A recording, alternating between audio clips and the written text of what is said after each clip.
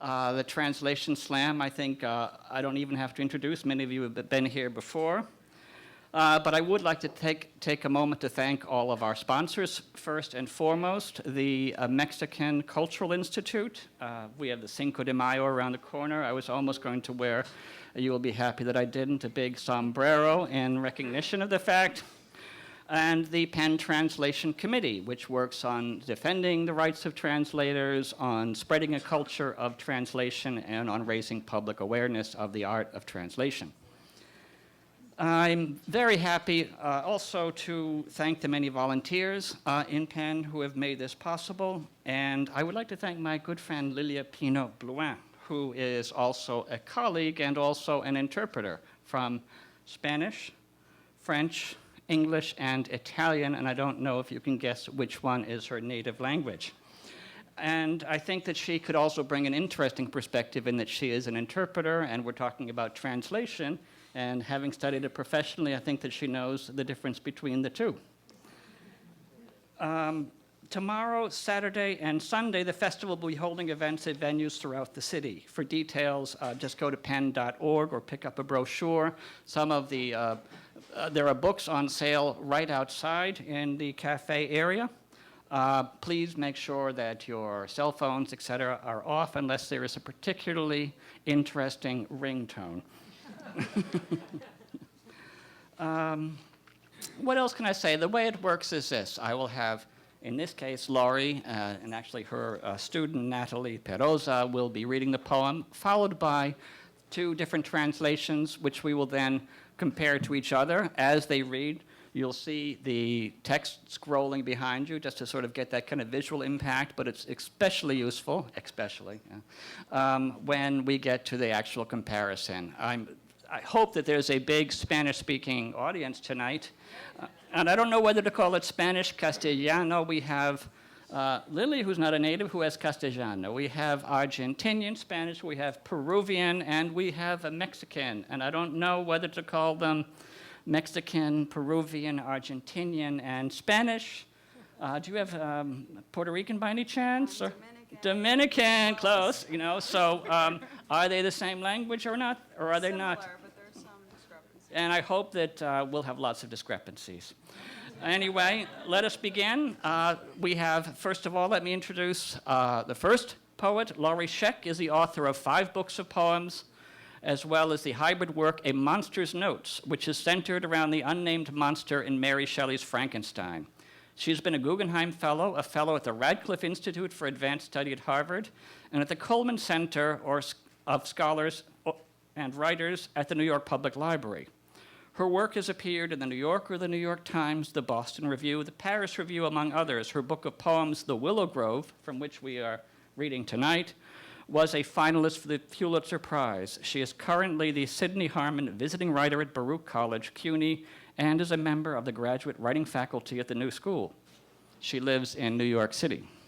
And our first translator, I'd like her to come to the stage. Please, Mariela Dreyfus please, Mariela.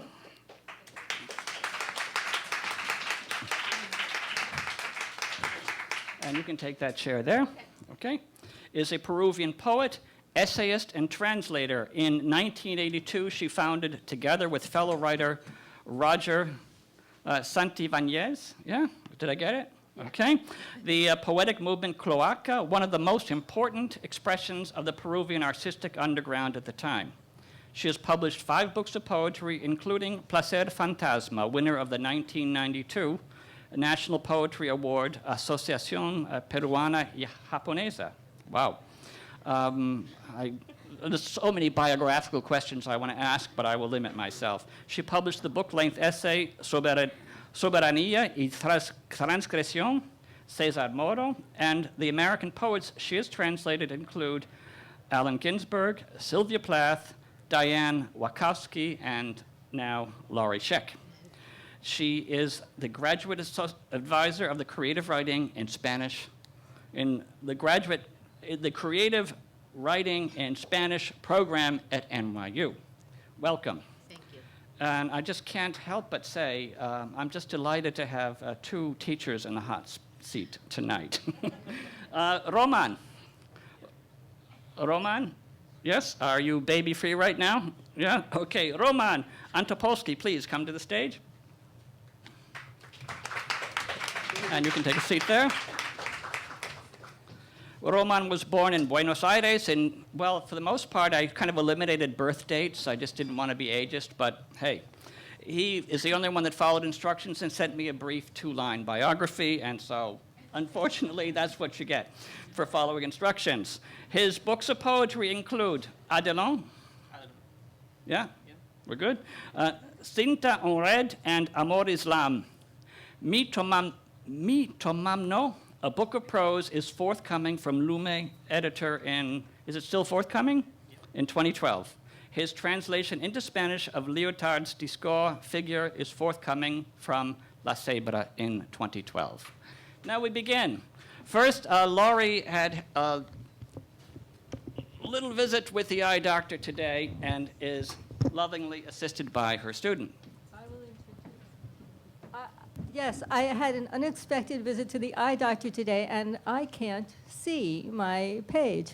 So Natalie, my wonderful graduate student, is going to read my poem for me. This is going to be a funny experience for me because for the last decade, I've been writing prose. Well, hybrid. It's sort of a cross between poetry and prose and Monsters Notes, and it's a long book. It's 520 pages. So I looked back to find a poem that I had written, and I'm not that familiar with it. So it will be interesting to see, how the translation goes. But I'm very grateful to Natalie that she's going to read this for you tonight. And I'm happy to be here because I live in this neighborhood, and I've got to tell you, I've never been in here. I walk by here to go to Whole Foods and get my groceries. So this is a real experience. Anyhow, Natalie, thank you very much. And I can't resist but say, but you're not really going to see very much of what's going on at all, so I hope you've got good ears, yeah? I have very good ears. White noise. The faces are lifted up into the jumpy night. The blue electric glow, buzzing them forward into close-up, until the foreground is their eyes, and the fear that is their eyes, and tangled hair, and mouths that grief has torn, clawed open. I am lying on a couch in a city that is shadows and glass, and shadows of skyscrapered glass, that is steel and more steel and billboards, where tall white legs are splayed against white sand, blue surf, and the red mouths presiding high above the moving crowds, and lipsticked, smiling, smooth, and waiting for a cigarette. The TV flickers, grays. The faces are gone now, into the undertow of hunger for the next thing and the next. I am lying in a city that is a text unwriting itself, that is a coffin of glass and a statue of glass, and the words, why hast thou, and the words, how many, and what number, and thy father, which is in secret, and thy father, which seeth in secret. And after the news is over, the jokes start up. The studio audience clapping on cue, pre-recorded, the theme music rising. The wait right there, we'll be back in a minute. The screen swallowing, until there's an anthem, a test pattern, darkness, and only a pinprick of light breaking through. And somewhere outside of all that are overheard, lights and the shutting of lights. There are rows of windows stacked like crates in the darkness, good night, and the loneliness that is what's left of the dream of beauty, in which the eyes come back to haunt the empty screen, the eyes and the hands beneath them, and the mouth saying, when I suffer, I cannot forget that I am, nor fail to know that I am nothing.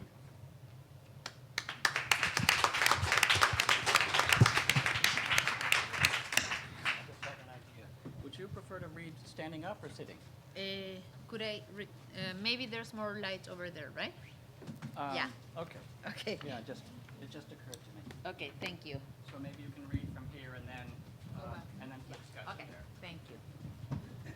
Hello, thank you for being here. Can I bring this a bit down? Ya. Ruido blanco. Las caras se elevan hacia la luz vacilante. El resplandor azul eléctrico las coloca en primer plano, hasta que en el centro solo quedan los ojos y el miedo en los ojos y el cabello enredado y las bocas que el dolor ha torcido, abiertas como una garra. Estoy tendida en un sofá en una ciudad que es toda sombras y vidrio, y sombras de vidrio rascacieladado, que es acero y más acero y carteles luminosos, donde unas piernas largas y blancas se despliegan sobre la arena blanca, la marejada azul y las bocas rojas que desde lo alto presiden a la multitud que avanza. Están pintadas de carmín, sonrientes, suaves, esperando un cigarrillo. La TV parpadea, se vuelve gris. Ahora las caras se hunden bajo la resaca, hambrientas de la próxima novedad y la que sigue. Estoy tendida en una ciudad que es un texto que se desescribe, que es un ataúd de vidrio y una estatua de vidrio. Y las palabras, ¿por qué habéis? Y las palabras, ¿qué número y cuántos? Y vuestro Padre que en secreto es, y vuestro Padre que en secreto os ve. Y después de las noticias vienen los chistes. En el estudio, la audiencia pregrabada aplaude en el momento indicado. El tema musical se hace más fuerte. El espérense acá nomás, ya regresamos. La pantalla traga y traga hasta que asoma un himno, un patrón de prueba, la oscuridad, y tan solo se cuela una milésima de luz. Y en algún lugar lejano se oyen las luces y el apagarse de las luces. Hay filas de ventanas apiladas como cajas de embalaje. En la oscuridad, buenas noches, y la soledad es lo que queda del sueño de la belleza, en el que los ojos vuelven para embrujar la pantalla vacía, los ojos y las manos bajo los ojos, y la boca que dice: cuando yo sufro, no puedo olvidar que soy, ni dejar de saber que no soy nada.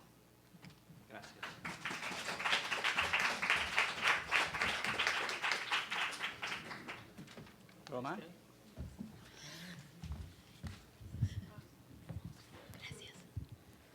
Ruido blanco. Las caras están alzadas hacia la luz inquieta.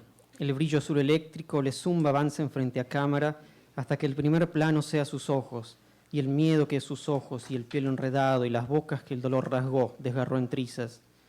Metiendo en un sofá en una urbe que es sombra y vidrio, y sombras de vidrios rascacielos, que son acero y más acero y carteleras, donde piernas blancas y largas se abren sobre arena blanca, un oleaje azul, y las bocas rojas presidiendo en lo alto la multitud móvil, aparecen pintarrajeadas, sonriendo, lisas y a la espera de un cigarrillo. La TV parpadea, se agrisa, las caras desaparecen en el reflujo del hambre por la siguiente cosa y la siguiente, mintiendo en una urbe que es texto desescribiéndose a sí mismo, que es ataúd de vidrio y estatua de vidrio, y las palabras ¿por qué hazme? Y las palabras ¿cuánto y en qué número? Y tu Padre que está en secreto, y tu Padre que ve en secreto. Y cuando terminan las noticias empiezan los chistes. La audiencia en la sala aplaude cuando le dan pie, pregrabado el tema musical en ascenso. El no se muevan que volvemos pronto. La pantalla tragando, tragando, hasta que suena un himno, una señal de ajuste, oscuridad y un único pinchazo de luz que punza. Y en algún sitio, fuera de todo aquello, se entreoyen luces y al extinguirse luces.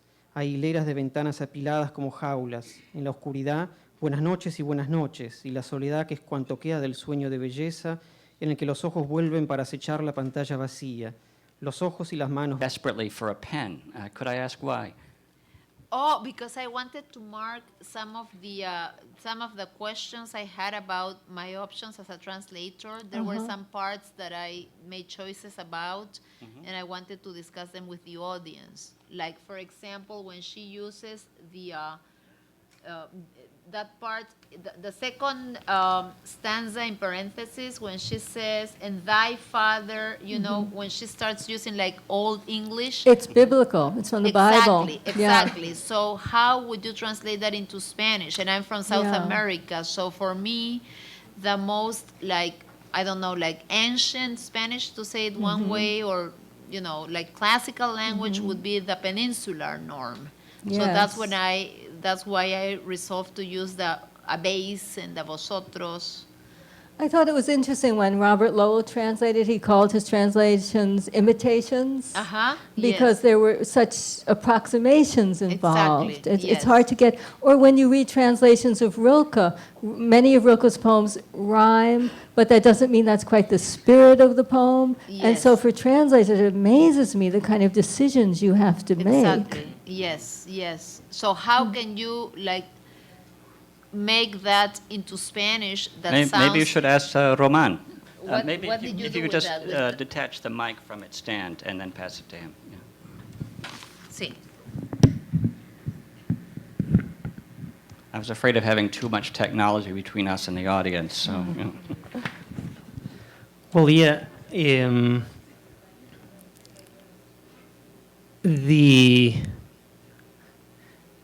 don't know how to explain. The hardest thing to translate in this poem, I think I found, was the sort of the continuous movement you have in some verbs, the use of verbs in English that you don't have at all in Spanish. And so I had to come up with a poem that was more like I think in a way more like paratactic. So I would create the action and I would leave it there. I would not suggest this constant, like you have the light breaking up or breaking out, or this constant moving of the forward and at the same time this pulling back, like you have in the undertow, and that it's actually suggested by the verbs that you're using in Spanish. So I think what I tried to do was to keep this as concrete as I could, and maybe focus on some aspects of rhythm and create some this kind of staccatos and to jump from one to the other. Yes, and rhythm. Yeah, yeah. It just registers on the body. Yeah. I mean, poems are not read by the mind. Yeah, yeah. They're read by the whole nervous system. And Emily Dickinson used to say she knew a poem, she could feel a poem was good when the little hairs on the back of her neck stood up. Yeah, yeah, And yeah. so for a translator, it's a great challenge to how to get the music. Yeah. Yeah. Maybe, Mariela, you could address the same question of your general approach, because in our correspondence, I mean, I gave them each about 3 days to translate the poem, with instructions not to do a lot of research, just to be fresh. We can't really get too extemporaneous with a poetic translation, but Mariela did come back to me asking which collection this was from, Yes. right? Well, but I didn't have the chance to look for the collection because it's the end of the semester. So I think in a way it was better. But I want to point out what Roman just mentioned in terms of the music and the rhythm. Now, it's interesting that I've been living in New York for a long time now, and I felt like this rhythm is so related to New York City and I the agree. pace of New York City. Yeah. So in a way, I was able to relate with that rhythmical pattern right away. And also because like lately in my own poetry, I'm more concerned with rhythm than content itself. So in a way, I empathized a lot with this poem right away. I So- think rhythm and content are absolutely inseparable. Yes. They are, they are just inseparable. And it's interesting what you say about New York City. I did grow up in the city, and I think we live in a time of great jumpiness, fragmentation. I mean, part of what's happening in this poem, though it's dated in a way because there's television. I don't own a television anymore. I just don't have one. But I'm very interested in how suffering is portrayed on a screen. You get all these things from far away, they come in at you. It's one person suffering, then the tide goes out, it's another person suffering, and on and on and on. And I remember living in the city during 9/11, and my daughter was at school on 16th Street, and my husband was in the air, actually, in an airplane on his way to China, and he landed in China, and they said, well, your city has been attacked. But rushing to get my daughter, and that sense of, I just felt like a little ant of history. I felt like a nothing. And I thought back to this poem, which I had written years before, when I suffer, I cannot forget that I am, nor fail to know that I am nothing, which is a quote from the French, amazing French philosopher, political thinker, Simone Weil. Yeah. And so that sense of suffering coming in over a screen, and that jumpiness, and then the rhythms we have in New York as well. I agree with you. Yeah, it's sort of in the blood. I'm glad that you brought that up, because I think that was the thing. Even without, and I mean, I felt sort of justified in being kind of lazy and just listening to your voices as opposed to reading this in any kind of detail, because what did jump out at me was how different the rhythms were. And I don't know, I mean, I think that we all bring our own rhythm to language. Language is deeply personal, and of course we have a rhythm that we impose in reading things out loud. But between Mariela and Roman, you did have very different rhythms. And your rhythm, to my ears at least, Mariela, was very languid.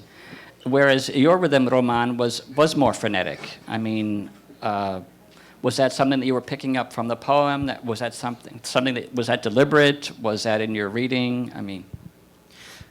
No, it's not deliberate. I don't know what I'm doing, but I think I found that in the poem in a way, definitely. Yeah. As I was translating it. If I had just read the poem, probably that wouldn't have come to the surface at all. I needed to translate to get that kind of reading, yeah.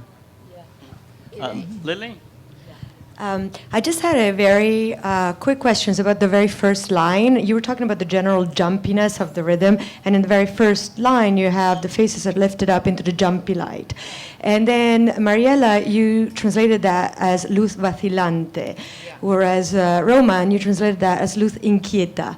So vacilante, jumpy has a very physical connotation, it's what you do with your legs.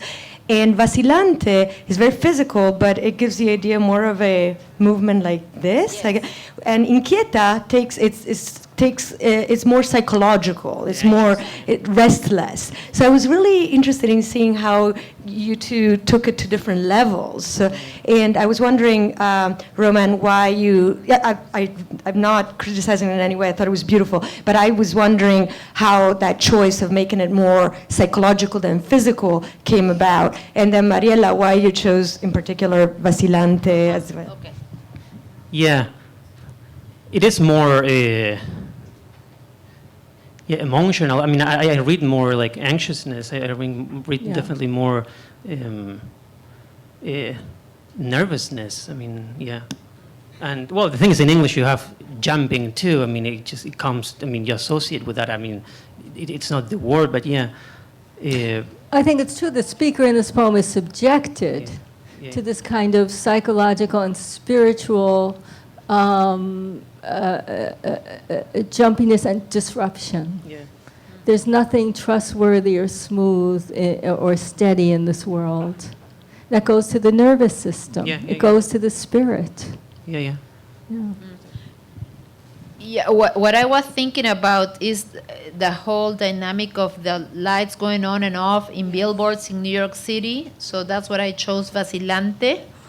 And as I said before, it's like well, first of all, I have a collection that has to do with September 11th, which is called Pez in Spanish, fish. And it has to do with maternity, like life, giving birth, and destruction at the same time in the context of September 11th. And so from that collection on, I was, I have become more interested in expanding the span of breath that a line can give you. And so I think this poem in that respect is very interesting because it kind of goes on and off, like the billboards themselves. Yes. And I was trying to follow that rhythmical pattern. So I thought vacilante gave that idea of what goes on and off. I think this is why translation must be so incredibly hard, because any image functions on several levels at once. It's physical, it has to be, and it's psychological, and it's spiritual. And how do you marry all of those at once? It's one thing if you're writing in your native language, but when you're translating, what a challenge. I was saying that's what makes the adjective inquieta, I find when I'm translating from Italian, it's something that's almost unfashionable to say in English, because to talk about disquiet, restlessness, I mean, you're trying to describe a sort of spiritual state. But inquieta is also physical, at least in Argentina. I mean, it's inquieta. Yeah. It is also physical, Yeah. like restlessness. Yeah. Also, we cannot go for what's fashionable. Whatever seems fashionable or out of fashion. One of the challenges in writing and in translating is how to go with what feels genuine, because in the end, that's what's going to last. It's not a period style. I can see that, yes. I was wondering if the audience has some questions. I'm sure there's some Spanish speakers who have questions of their own. Anyone? I can't see a thing, so just please come forward. It's complicated. This isn't wireless, so. I have two questions. One, a simple one about a word choice, and then a more complicated one about word placement. I know what rascacielos means. Yes. But my question is, that as a verb, does that word actually exist, or did you invent that? There's no here. I made that up because I thought that skyscraper is like an adjective that somehow you made up. So I wanted to find an equivalent in Spanish. So I decided to make rascacielos, which is a noun, into an adjective. Okay. It was a poetic license, of course, but within my tradition in Peru, we have this great poet Vallejo he took any kind of liberties when writing poetry. So I was following his steps in a way. I think everything is valid, and going from one category to the other, I just felt like rascacielos in a way was like more faithful to the original because she made up the word in a way. I don't know, I just took the risk. Okay, and then the word placement is the word pregrabado, because you put them in different yes. places and use them in different ways and seem to be referring to different. Yes. Yeah. That was one of my difficulties when translating this poem, because pregrabado in the original. ¿Dónde está? Yeah. In the original, it is in between commas, so it could be that ¿cómo dice en inglés? Pre-recorded. The way it is positioned in the sentence in English, it could apply either to the audience or to the music, right? So first, I had it as an adjective in the feminine form for audiencia pregrabada, but then I thought, so I had doubts, so I decided that it should go definitely to either one or the other, because for me, like, to put it in between commas, like the way it is in English, didn't sound too well in Spanish, so I changed the position of it to make it more like fluent in Spanish. Yeah. Yeah, I kept the commas, and I probably lacked there the repetition of the piece. Y le dan pie pregrabado. I probably like that, and I didn't think about it anymore. Yeah, and about the first choice, the rascacielos, to me, in my case, is just an adjective. I use Video's rascacielos because of the position there. It is an adjective. She actually did what the original does, which is a participle. Yeah. But. Well, I wanted to congratulate both of you because I thought both of them were terrific and perfect. But the minute Mariela started reading in Spanish, I felt as if I had, in a sense, heard it before, and I think it's because there have been so many incredible poems written in Spanish about New York. And I wondered if you felt Garcia Lorca and Angel Luis Gonzalez and all of these poets from the Hispanic tradition who have written about New York when you were translating? Or yourselves, actually, if you. Yeah, yes, definitely. Especially, as I said, like the rhythm, the rhythmical pattern that is so like, there's a certain cadence and speed to the rhythm that for me it's very like New York. And maybe it has to do with the fact that I am so familiar with this city at this point. And of course, Garcia Lorca, maybe he was like in the background at least, because I'm very fond of Poeta en Nueva York. And also like my own experience as a writer, because it's funny, when I left, when I left Peru like 22 years ago, I had written a few poems about Lima, but I've written a whole book about New York City. So it's like that rhythm, and it also has to do with voices and with cameras, because the whole background for that collection is September 11th. No, I've got to say, Lorca did not have televisions. I know. And, one of the things that from our age, now that we've moved to computers and things like that, and God knows what we're moving to next, we have little robots inside of us, I think, soon. But what does that do to us, to look at screens all the time, to have images flashing? That interests me. Can I add something which is really funny? I have a dictionary, English-Spanish, El Diccionario Sopena Inglés-Español, which was really the first book I asked my father to buy for me. And it dates, I got it in 1968 when I was in elementary school, but it's an edition from 1957. And when I still use it, I brought it with me. It's like I adore that dictionary. And when I was looking for billboard, the word did not exist. So it was interesting, as you said. Back then, even like at the end of the 50s, there were not enough billboards as to include that as a word in English, in the English-Spanish dictionary. Yeah, one of the things I ask my students to do is use words that didn't exist 20 years ago. Even things we're so used to now, Twitter, they didn't exist. Can you conjugate Twitter? I was asked to recently. Can you conjugate Twitter, the infinitive, the noun form, to tweet, yes? Tweet. And the past? Tweeted? Couldn't resist. Roman, could you address the same question? Yeah. Well, about New York, I'm not that familiar with New York.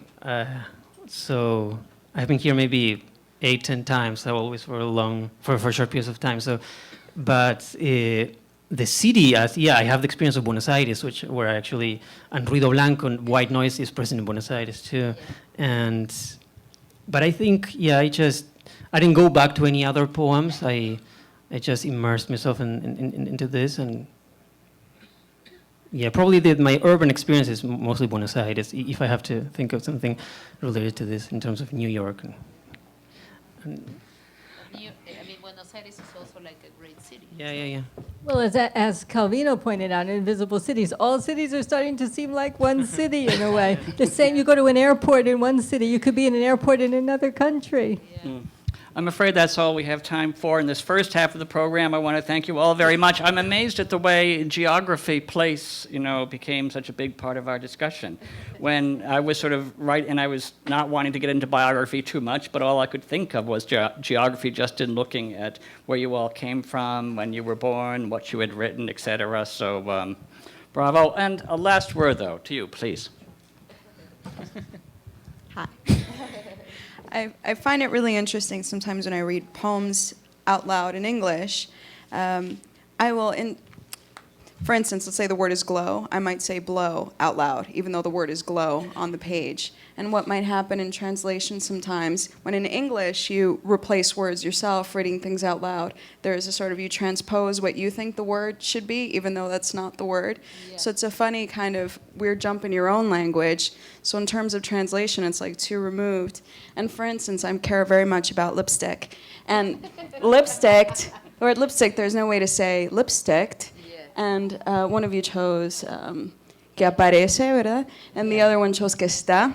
So I just thought that interesting in terms of cosmetics and applying lipstick and the rouge. For one of you, it is lipstick, and for the other one, it appears. I think he went further because it was like pintarrajeadas, Yeah. which is like, Very colloquial and yeah. yeah. Yeah, That that's was right. more like conservative, pintadas de carmín. What did you do? No, I use pintarrajear, which is sort of kind of vulgar, not necessarily, but it's yeah.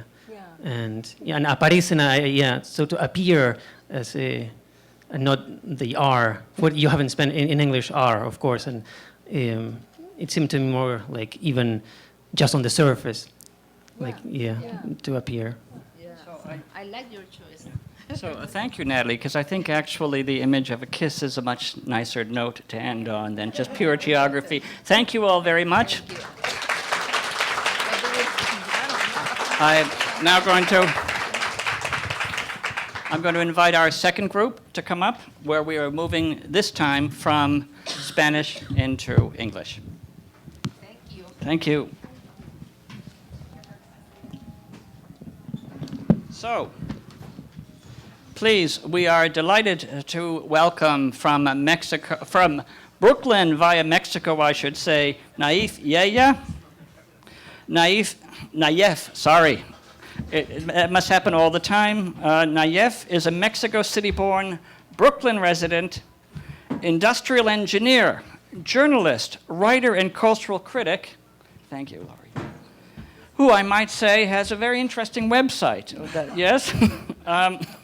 The recommendation that was given to me was just that he was fantastic. So now you got to prove it, okay? His writing deals mainly with the impact of technology, mass media, propaganda, and pornography. Keep your clothes on, okay? The other club is a couple places down. His most recent book is Technoculture, a new short stories collection, Rebanadas, yeah? I got it? All right. Will be published next August, Slices. Michelle, who, should I say this, is Roman's wife, yes? Yes, and the mother of the child that you hear in the background, is a poet and translator from Spanish. Her translations include Poetry After the Invention of America, Don't Light the Flower by Chilean writer Andrés Agens, Mouth of Hell by Argentine, I never know whether to say Argentine or Argentinian, and maybe I don't care. Yeah? Maria Negroni, and This Blue Novel by Mexican poet Valerie Meger, yeah? Who actually gave me your name. She is currently translating Maria Negroni's novel, The Annunciation, with the support of an NEA fellowship. And finally, Rosalie Knecht. You didn't escape? Good. Grew up in Coatesville, Pennsylvania, and graduated from Oberlin College. Her translation of Cesar Aira's novel, The Seamstress and the Wind, completed with the support of a Fulbright grant, was published by New Directions in June 2011. She's been interviewed on the All and Marketplace of Ideas on KCSB 91.9. And was invited to take part in the Writer-Translator series at Columbia University in November 2011. In April 2012, she gave a joint talk at Kelly Writer's House at the University of Pennsylvania with Edith Grossman. She lives in Brooklyn and is at work on a first novel. And I think, again, looking at biography, it's remarkable that everyone seems to be a writer-translator here tonight, yeah? Okay, please. Nayef?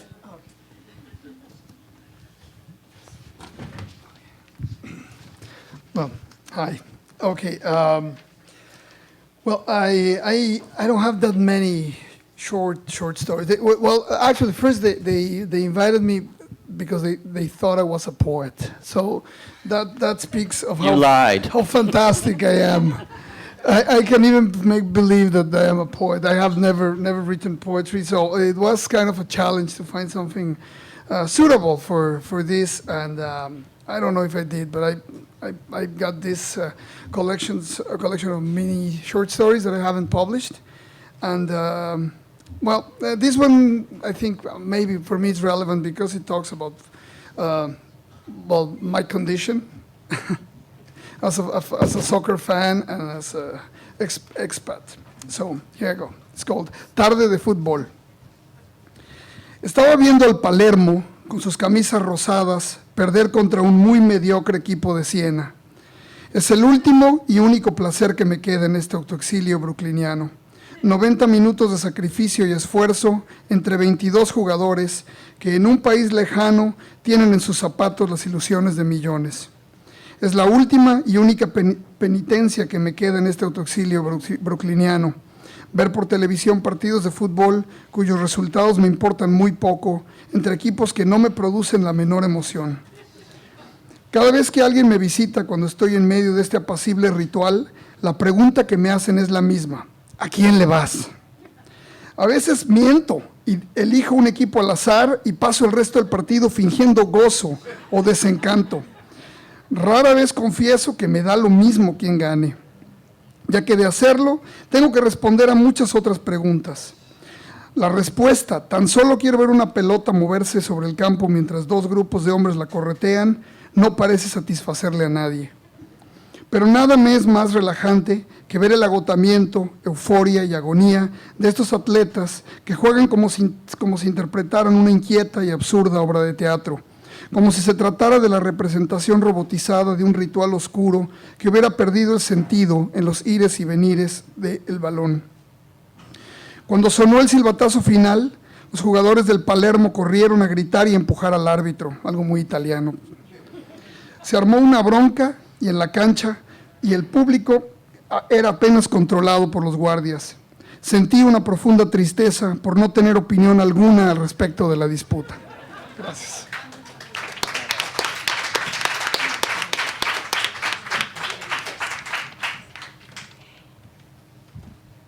It's great to hear him read that. Afternoon. I guess you guys understand Spanish after all, you know? I mean Afternoon soccer. I was watching Palermo in their pink jerseys lose to a highly mediocre team from Siena. It is my last remaining pleasure in this self-inflicted Brooklynian exile. 90 minutes of effort and sacrifice by 22 players who, in a remote country, carry in their cleats the aspirations of millions. It is my last remaining penance in this self-inflicted Brooklynian exile, to watch televised soccer games whose end results matter little between teams that couldn't move me less. Whenever someone visits in the middle of my peaceful ritual, I always face the same question: who are you rooting for? Sometimes I'll lie and choose a team at random and spend the rest of the game feigning joy or defeat. Rarely do I confess that I don't care who wins, as then I am subject to further questions. The answer: I only want to see a ball moving across the field while two teams of men scurry after it, never seems to appease anyone. But to me, nothing is more relaxing than to witness the exhaustion, elation, and agony of those athletes who play as if interpreting an absurd and unsettling work of theater, as if it were all just a robotized representation of a grim ritual that had grown senseless with the back and forth of the ball. When the final whistle sounded, the players from Palermo, yelling and shoving, descended on the referee. The field broke out in fighting, and the guards could hardly control the crowd. I felt profound sadness at my indifference with respect to the dispute.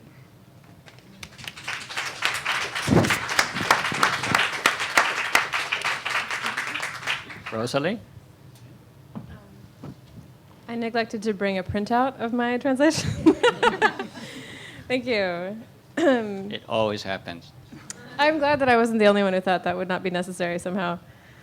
Okay. Soccer afternoon. I was watching Palermo with their pink shirts lose to a very mediocre team from Siena.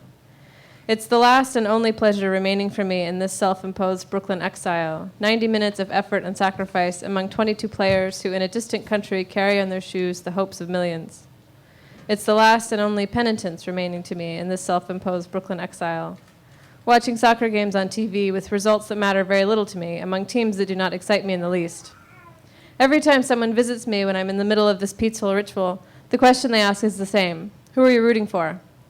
Sometimes I lie and choose a team at random and spend the rest of the game feigning joy or disillusionment. Only occasionally do I confess that it makes no difference to me who wins, since doing so means I have to answer many other questions.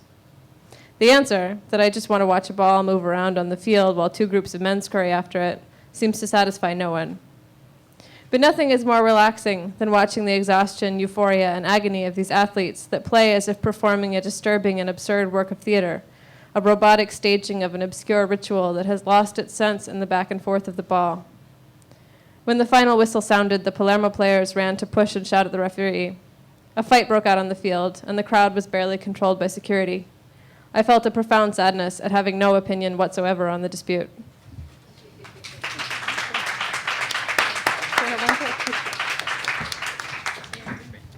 You know, we usually do poetry because there's a sort of guarantee that the versions are going to be different.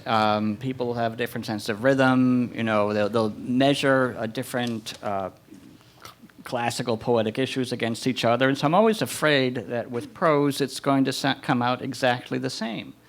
But to my surprise, or to my delight, I guess I could say, you started changing right away with the title. Because, right, I mean, and I would like to sort of begin with that question, that Michelle, you have afternoon soccer, and Rosalie, soccer afternoon. And of course, tarde de football, you know. Should I somehow take this off? Do I know how to do this? Okay. Thank you. Thanks. So, I definitely struggled with that. I think Rosalie's actually more accurate. There is a... Tarde de football, it's afternoon of soccer, literally. And I liked having afternoon remain first. It felt like it emphasized it, and it felt like the most natural thing. I felt like I would say afternoon soccer instead of soccer afternoon. But I went back and forth, actually, a few times with that. Yeah, you get into these sort of like questions, impossible existential questions in translation, like what's the difference between afternoon soccer and soccer afternoon? And then you just have to choose one. So that's what happened to me. I'm not sure that I wouldn't transpose them if I had the chance to do it again. I mean, literally, you tend to switch things. Like, usually that's the pattern that they follow. But it does look awkward to my eye. And I also struggled over the question of which American English speakers, I think, always have, why do we call it soccer? It's so frustrating. So there's actually a temptation to call it football, even though I cannot justify that culturally, linguistically, or any other way. But it sounds better, and it sounds closer. So I kind of was like, but ultimately I went with soccer afternoon because it was the most literal, and I couldn't come up with a graceful way around it. Mm-hmm. I guess, where do we go from there? I was wondering, actually, in that same spirit, are there any things that you'd like to steal from each other? Jerseys for shirts, that was good. I love how she handled that, where is it? That one line, that one sentence that just, I think I like hers a lot better. The robotic staging of an obscure ritual. My husband gave me all kinds of hell for saying grim ritual, but I liked grim ritual. But I think her sentence in general is a lot, I don't know, clearer. The losing meaning and the back and forth of the ball. I like lost its sense. I think that that says it a lot better. That's right. And now you have some questions. Microphone to your mouth. Sorry? Mic to the mouth. Oh, sorry. Yes, that will be interesting to use.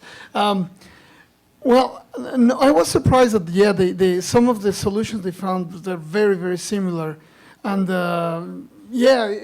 when you have a text like this, I mean, kind of guide you, I think, to certain kind of options, and not to go into such a wide range of options. But yeah, I was surprised by this part, the one that you were talking about, la representación robotizada de un ritual oscuro.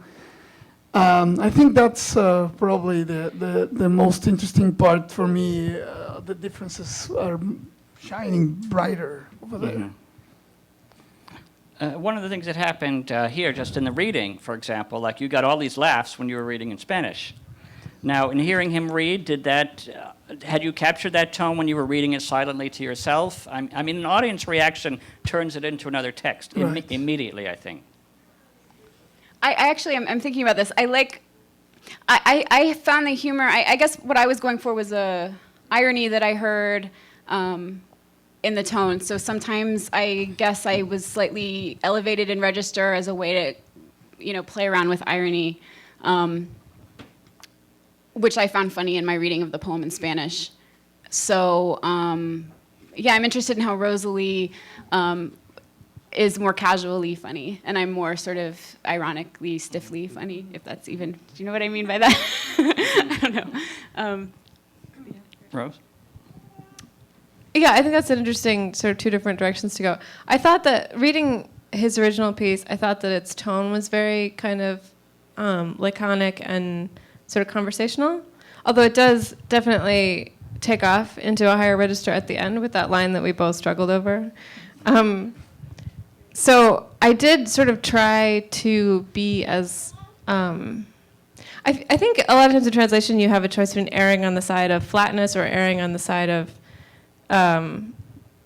becoming too elaborate. Like you're always sort of trying to wend your way. In this case, I decided to err on the side of flatness if I had the choice, because it did have this sort of, I thought it had a sort of confessional, casual tone to it. Because admitting that you don't actually care on a certain level about sports as sports, but only as spectacle, is sort of like, it's like kind of a secret. Like I'm actually a bad, expat because I don't even really care I'm not rooting for either of these teams. Like that's like you would never admit that, So I was trying to get that as much as possible. Which, I have a question for Naif. Why Palermo and Siena? Is there two really insignificant teams? Yeah. Well, that was it could have been Napoli, and No. The joke for me was because I really don't care of the scores of Palermo and Siena. I really couldn't care less. I'm actually a very obsessive soccer follower. So I was watching. May we ask your team? Sorry? Your team is? In Mexico, Los Pumas of the Okay. UNAM, because that's my university. In Europe? Spain it will be Barcelona, and in England it will be Manchester United, Well, because come on, of the but- Chicharito. In Italy, come on. Oh, in Italy. Oh, no, in Italy. Well, I have a lot of problems with Italian soccer in general. I'm sorry. It's the only league that I have ever heard of that half of the good teams get booted to the second division because of fraud. I think that the whole discussion of translation might just have been thrown out the window. No, I love I know, I like Milan and AC Milan, of course. Keep Roma is good, of course. I don't know. I get it. I met the whole Milan team, and I didn't know who anyone was. And when I told people, I met Kaká, and they were like, you met Kaká? And I just thought it was like a nasty name for something, It is, yes. Mr. so- Kaká, it's always a nasty name. So this definitely, this definitely leaves you open to a question from Lily. Yeah. No, I don't have any specific Italian question. No, to go back to your word choices, just a little. One of you chose to say Brooklynian using the ending for the adjective, and the other one used the word Brooklyn as an adjective presented before a noun. Why did you do each of the two things? Sure. I think it was part of my idea of sort of defaulting to conversational when I had a choice, and also I think that in Spanish it happens more often to put an ending like that on a word. In English, it seemed like it would stick out more if I did it, so I dropped it.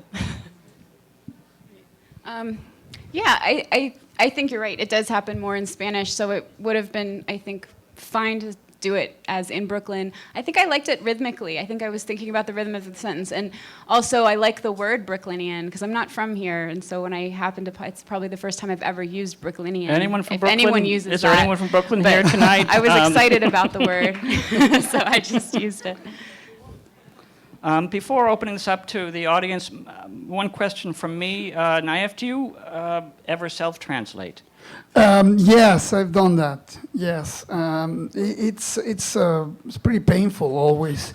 It's hard, but after all these years, I've been here for a while now, a long time, almost 20 years, and I think since the very beginning, even before coming, I always try to get a very neutral kind of style. I always like to to go to write in a very bare bones style, and I think that I have even picked it that more here, and I'm kind of glad I really picked up this text. I show you three things, and they were kind of very different, and I see this one as a random piece that I will done, and I see that I'm glad that it looks even more austere.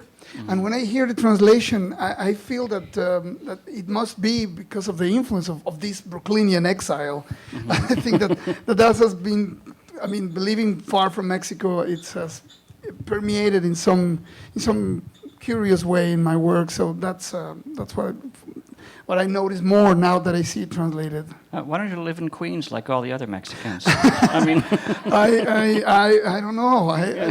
I guess because I came before all the other Mexicans. I didn't know that was going to be the I'm trying to establish a hotspot. cultural identity for Queens, and we need recruits, I mean. Yeah, well, La Roosevelt, I know. It's Okay. it's a big kaleidoscope. Very good. From the audience, I'm sure there are questions, please. Yes.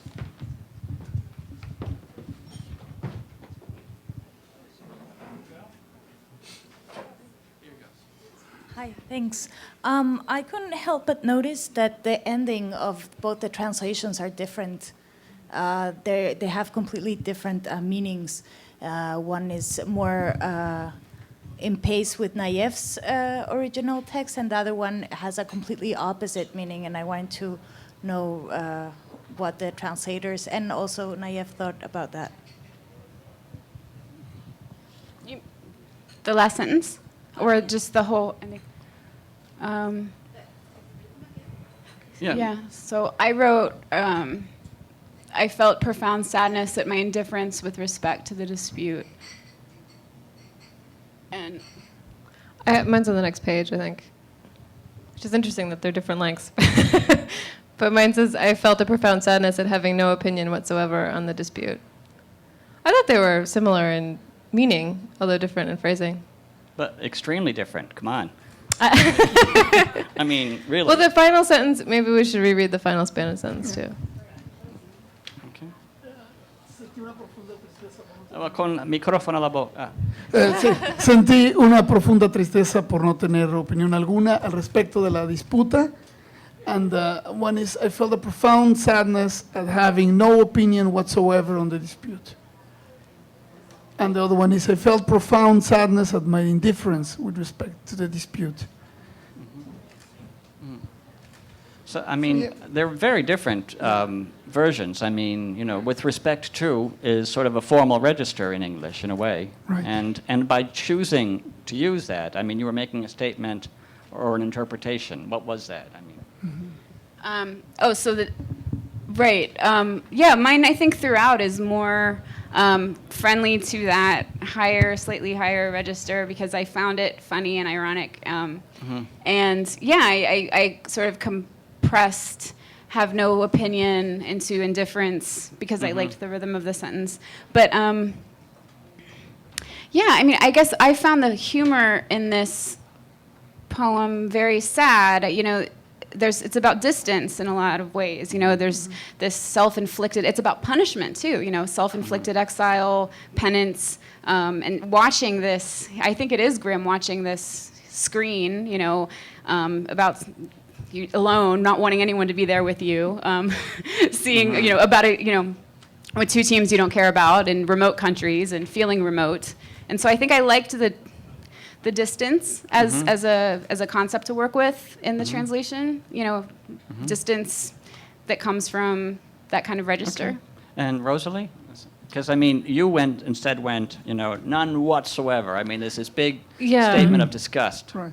I sort of, it feels like sometimes you have like a lucky moment as a translator where it feels like something particularly strong in one language but difficult to translate directly, matches up with something that's also quixotic and strong in your own language. And I felt that the way that in Spanish you can kind of emphasize, like, not just no opinion, but no opinion alguna, like, at all, lined up nicely with the very weird, floppy Anglo-Saxon word whatsoever. And I thought that they fit together nicely, so I went that way, because it felt like matching the idiosyncrasy of one language with the idiosyncrasy of the other one. More questions?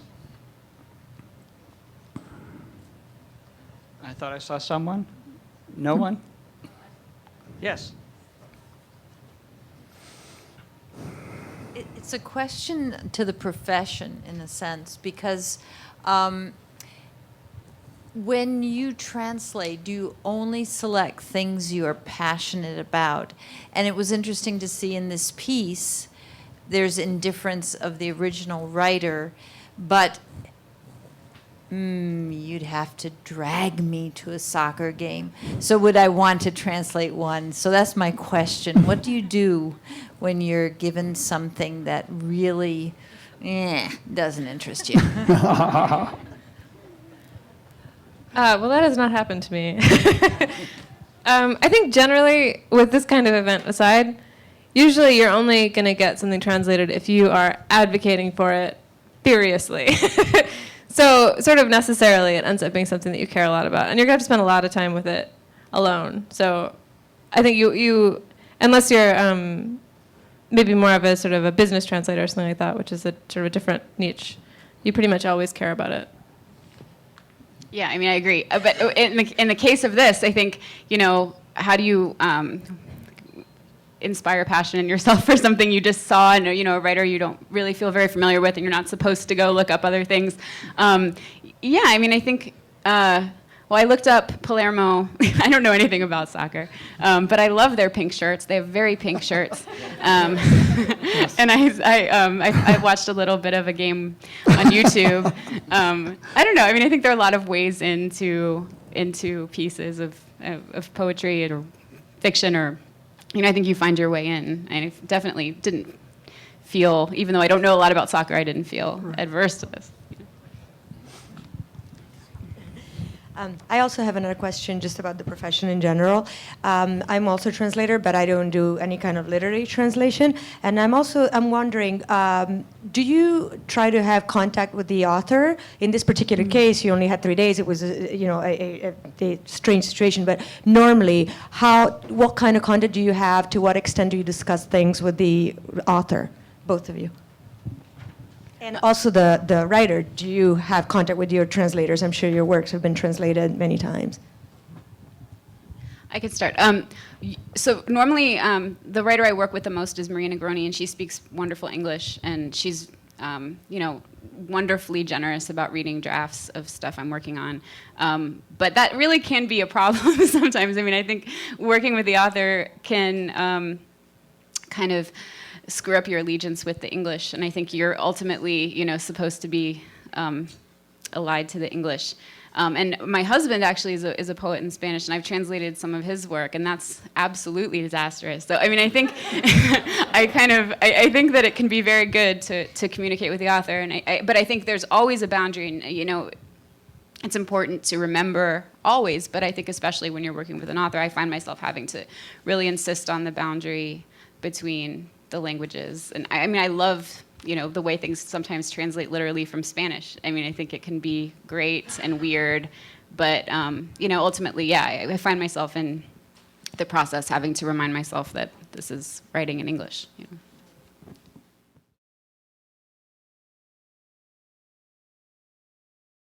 But in another sense, your English-speaking brain has ultimate authority. So you have to kind of stand up for that. It can be very awkward, I'm sure, although I haven't had that experience as much as she has. Michael, you have a lot of experience on that. Yeah, I work with dead writers. And and if they weren't dead at the beginning, they're dead by the end. That's a good one. For me, it's funny. I always have a good relation with my translator, especially with my wife, because I met her through a translation. She translated my work, and then... Was this a way to save money? Like you figured you married her? Yes. I said I will never pay this kind of fees again, so I decided to marry my translator. No, but then she stopped translating me altogether. She said, well, that's it. I mean, that's kind of I was say that's the story of every marriage. Right? Yeah, I mean, I thought I got a great deal out of this, and it was actually... now I have to fish for another translator. No. Mariela, did you have, you're an instructor in translation, right? You don't want to, hit anyone over the knuckles with something? I mean,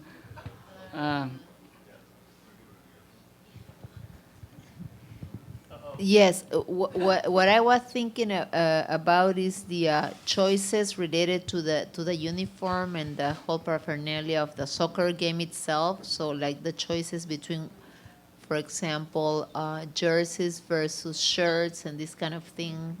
Because I mean, yes, exactly. How did you choose to translate those terms?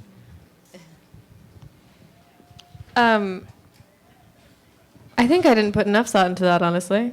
I also want to confess that I did not know that we were talking about Italian teams until I arrived here. So I can't justify that choice. That was just doing it quickly. so you thought it was a neighborhood in Buenos Aires, right? Well, honest to God, I did. You caught me. I did.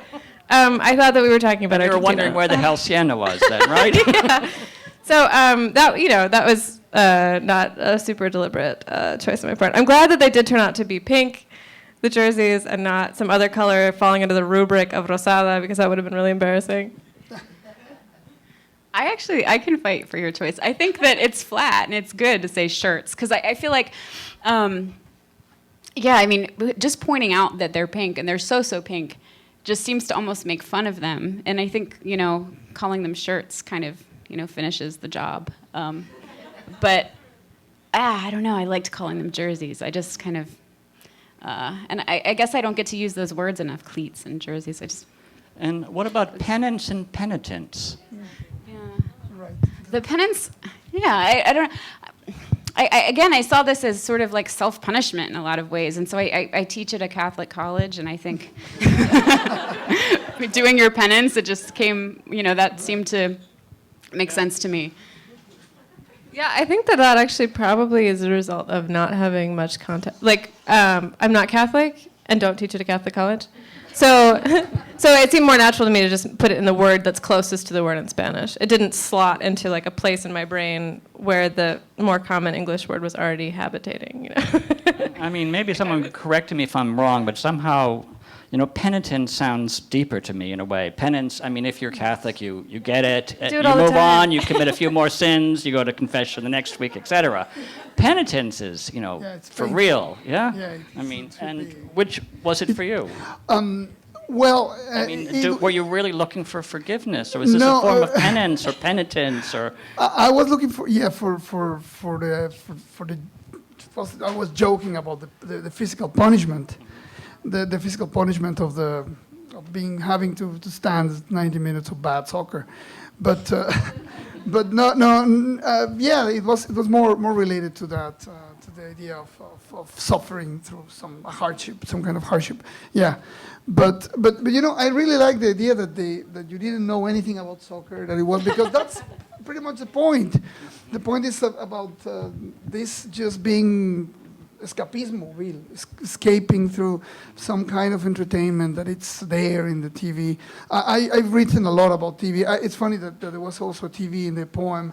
I felt very in a community with the poet, because we both use the TV as kind of a protagonist, and I usually use it, and yeah, so it didn't matter any of the technical stuff, if it's shirt or jersey or cleats or sneakers, whatever, it would be equally good for me. Are there more questions? Where? Oh.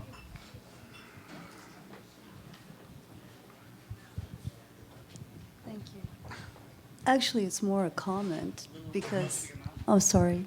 I just have more of a comment because I think you had very little time to translate this, and because the process of translation is very intimate, and it does take a time where you have to put it aside and let it rest and digest it, and so I think you did a fantastic job. Yeah. Yes.